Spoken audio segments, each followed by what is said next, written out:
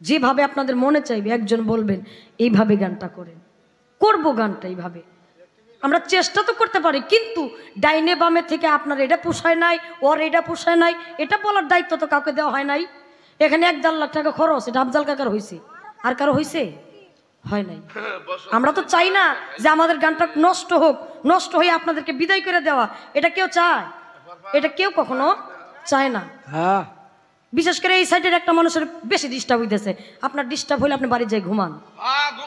আপনি এইভাবে বারবার একটা মানুষকে, আমার অতিথিকে আপনি অপমান করতে পারেন না। ঘুম অত্যন্ত ইবাদতের কাজ।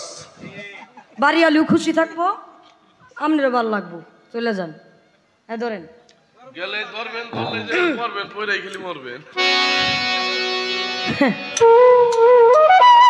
আর ওই মন্ত্রটা শিখার জন্যই বাউল গান, পীর মুর্শিদের কথা শোনা, এটা শোনার ধৈর্য নাই, ওইটা বলতে তো একটু সময়ের দরকার। হ্যাঁ, ওই মন্ত্রটা শিখানোর জন্য তো একটা লাইন করে ওই মন্ত্রটা বলতে হবে। এই লাইনে যাইতেই দিব না, তার আগেই ধর্মর্গী কর দেবো।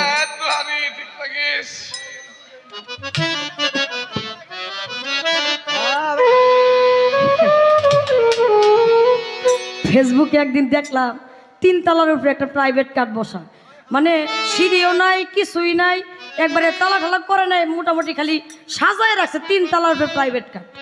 এখন এইখানে একজনে প্রশ্ন করছে, এই গাড়িটা 3 তলায় উঠলো কেমনে? ঠিকই তো।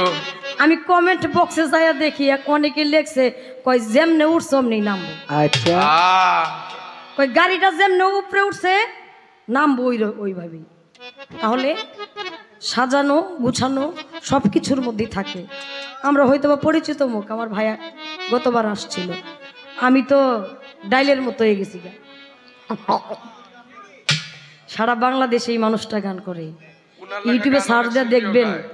ওই যে গান আছে না, বন্ধু আইবা একদিন আইবা রে, সেই দিন আইসাইয়া আমায় পাইবা, বন্ধু আইবা বন্ধু আইবা রে। দুলাল ভাই, আমাদের প্রতি মন খারাপ কইরেন না।